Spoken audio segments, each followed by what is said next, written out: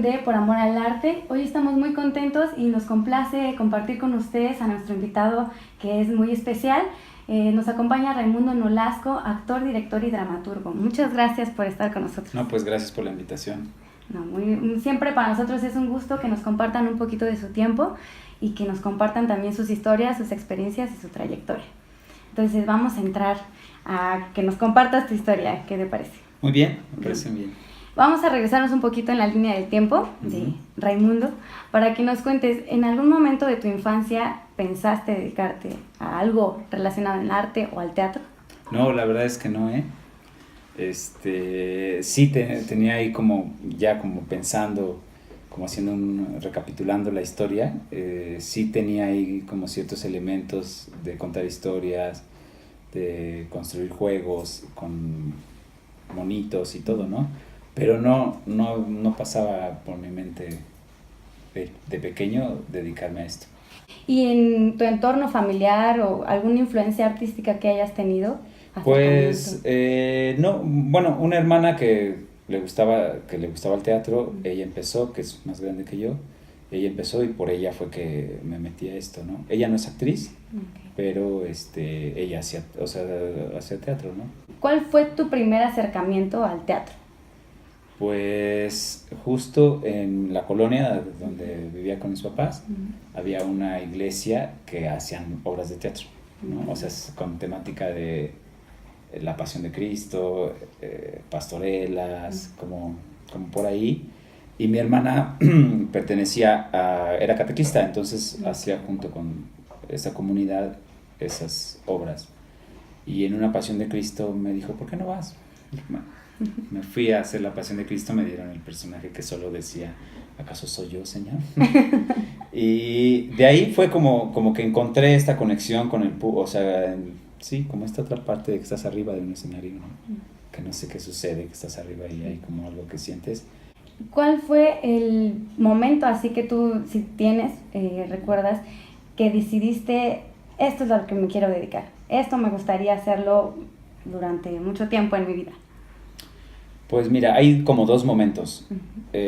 Cuando lo estaba haciendo como por hobby, ahí en esa comunidad, un día dije no, porque también me gusta mucho la iluminación. Entonces, para la obra que iba a ver, dije no, yo les hago la iluminación. Porque me vi en un video. Me vi en un video y entonces dije no, pues esto no, mi voz era horrible, todo era horrible en el video. Y dije, no, eso no, ¿por qué hago esto? Y mejor me fui de la parte les hice toda la iluminación, pero cuando se estrenó la obra, afuera dije, empecé a sentir, no era envidia de que mis compañeros estuvieran, no, era otra cosa, era la necesidad de estar ahí arriba y ser yo también parte de ese universo. Y fue ahí donde dije, no, sí quiero estar arriba. Cuéntanos, ¿dónde fue y cómo te formaste ya? Cuando ya tenías la decisión, ¿dónde fue que llegaste a tomar las primeras clases? Pues primero me acerqué a una de iniciación de Bellas Artes. O sea, investigué cuáles eran las posibilidades para estudiarlo profesionalmente. Entonces vi que me quedaba, la decisión fue muy rápida y ya no podía tener acceso a la carrera de teatro. Entonces empecé a ver como qué opciones había y me enteré de esas escuelas que existen en Bellas Artes que se llaman iniciaciones artísticas. Y ahí me fui, me investigué y dije, pues sería bueno empezar aquí. Y me metí a una de iniciación artística, la 3. Y son 3 años. Después de ahí, antes de terminar, pensé, como ya estaba trabajando, como tenía, tuve suerte de que me invitaran a obras profesionales en donde ya ganaba yo, pues, algo, no como profesional, pero sí ya ganaba, ya me pagaban por hacerlo. Pensé que hacer la carrera era demasiado. Ese momento en el que dices, no, ¿para qué la carrera? Si aquí estoy bien, además ya estoy ganando. Y entonces busqué una escuela que era los sábados, y encontré un maestro, Alberto Estrella, el actor. En ese tiempo tenía una escuela que se llamaba Escuela de Teatro y Danza Alberto Estrella. Todavía no era el Círculo Teatral. Y ahí me acerqué, vi que eran los sábados y además me gusta mucho cómo actúa, y dije, creo que esta otra escuela, la que puede apoyar, además contrastaba la técnica con lo que venía estudiando, ¿no? ¿Cómo fue que solventaste esos, no sé, la economía durante tu formación principal? ¿Te apoyaron tus padres o tú trabajabas aparte? No, trabajaba, o sea, mis papás me dijeron muy bien, sí, o sea, para la de iniciación, que es de gobierno, Ajá, claro. sí, mi papá daba la anualidad, Uh-huh. pero ya cuando les dije, quiero estudiar en esta otra que hay que pagar una mensualidad, recuerdo que una hermana me dijo, yo te apoyo, y por ella dije, lo hago, pero al mes me dijo, oh, no te puedo apoyar. Y yo tampoco me iba a salir, entonces yo buscaba la manera empecé a buscar qué podía hacer para generar yo trabajo sin que me saliera de eso, que fuera a través del teatro. Y entonces pues busqué a dónde vender funciones, tuve suerte, sí, la verdad es que me considero que fue suerte encontrar un profesor que me dijera, sí, cada mes le escribía, le dirigía una obra, me pagaba por eso y con eso daba mi mensualidad. ¿Y cómo fue que, bueno, primero empezaste por la parte actoral, ¿no? Uh-huh. ¿Cómo fue que te nació ese gusanito de quiero escribir y quiero dirigir?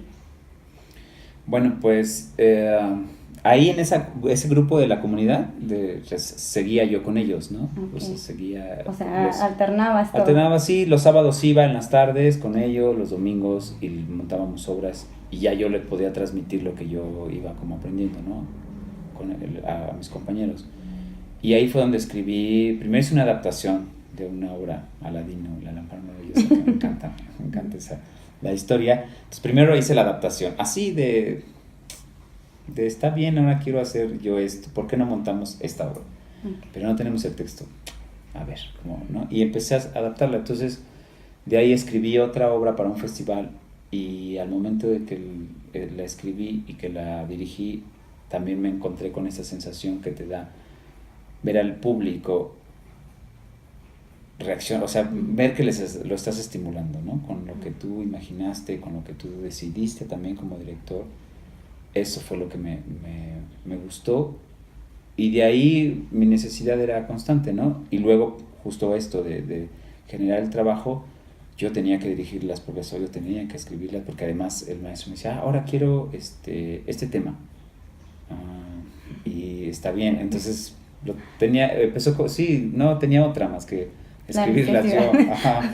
Y ya entonces, bueno, pues ya fue como, no tengo que estudiar esto, porque... Y entonces tu formación fue, después decidiste tomar como cursos para pulir tu parte de la dramaturgia, o cómo fue también eso. Sí, empecé también, busqué como escuelas que daban talleres de dramaturgia y después en un festival que participamos con el grupo, los organizadores me dijeron, oye, pues te damos media beca para que estudies en la escuela de escritores.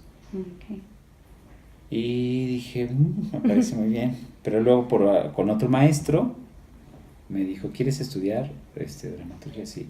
Y entonces él habló con Víctor Hugo Rascomanda, que en ese entonces era el presidente de la SOGEM, y me dieron la beca completa. ¿Consideras que has hecho algunos sacrificios para dedicarte al arte? No, creo que no. Creo que no. Creo que es lo que me apasiona. O sea, las 24 horas estoy hablando de teatro, pensando o imaginando cosas que tienen que ver con esto. Entonces creo que como me gusta, no he sacrificado ni a la familia. O sea, si no voy a alguna fiesta no es porque, híjole, me muero de ganas, es porque decido quedarme a hacer lo que me gusta, ¿no? Ok. Y en hacer que todo el tiempo has estado haciendo teatro, de alguna u otra manera, ¿nunca has querido como tirar la toalla y decir, no, ¿sabes qué? Mejor ya esto lo olvido y me voy y hago esta cosa, que no tiene nada que ver? No, la verdad es que no. No, desde que recuerdo que mis papás me dicen, bueno, ¿y no vas a trabajar? ¿Y por qué no te vas a trabajar? Porque claro, empiezas a tener funciones, pero a veces no te pagaban. Mm. Y entonces llegaba y le decía a mi mamá, mamá, tengo esta función y ya me voy a ir con eso, y te van a pagar. Y ahí te tiraba como toda la ilusión que tenías, ¿no? Cuando te preguntaban, ¿y cuánto te van a pagar? Y hubo un día que una hermana me dijo, bueno, ¿y por qué no te metes a trabajar en otra cosa? Ya estás grandecita, ¿no? Y no, ahí dije, no, tengo que vivir de esto y tengo que hacerlo. Y lo he hecho, ¿no? También siento que soy afortunado porque he vivido del teatro, de actuar, de escribir, de dirigir. ¿Cuál ha sido tu experiencia profesional que tú recuerdes como de las más importantes? Si es que tienes una, pues mejor, que nos compartas como un pequeño, no sé, una experiencia que haya sido muy, muy grabada, ya sea como director, actor o escribiendo tus obras. Bueno, pues creo que de las tres tengo como una experiencia, ¿no? Uh-huh. Pero creo que la que más me ha significado es mi viaje, un viaje que tuve a China, en donde tomé un taller de dirección. Y estar allá fue como darme cuenta y valorar lo que hacía acá. Y ahí fue en una clase, el profesor nos habló como de cuál es tu teatro. Y con esa pregunta empecé a ver cuál era mi teatro, de qué manera lo hacía, cómo lo hacía, con quién lo hacía, qué tenía para hacerlo, y descubrí pues que era como que lo que estaba haciendo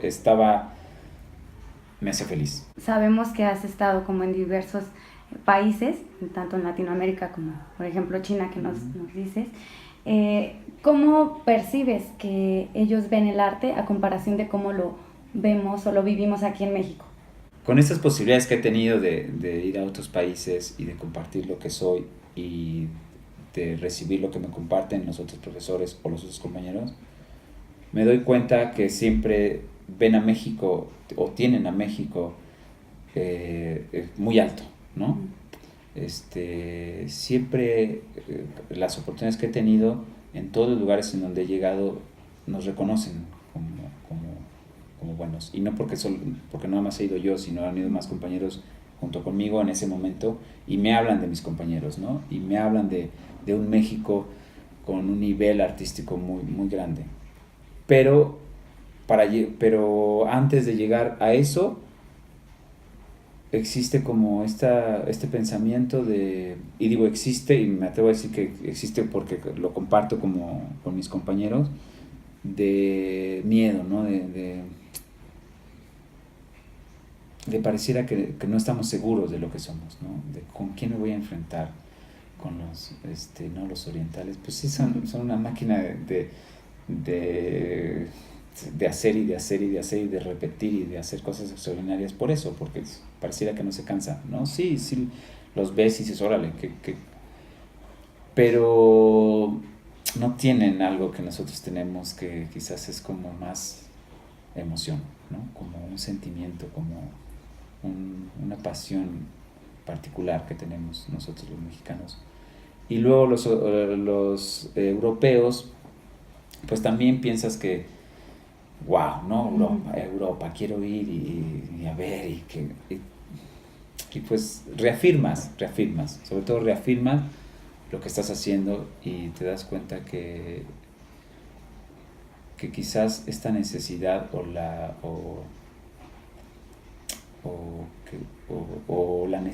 esta necesidad de no tener cosas todo resuelto te hace llegar a otros caminos o investigar otras posibilidades, y creo que eso nos da mucha fortaleza.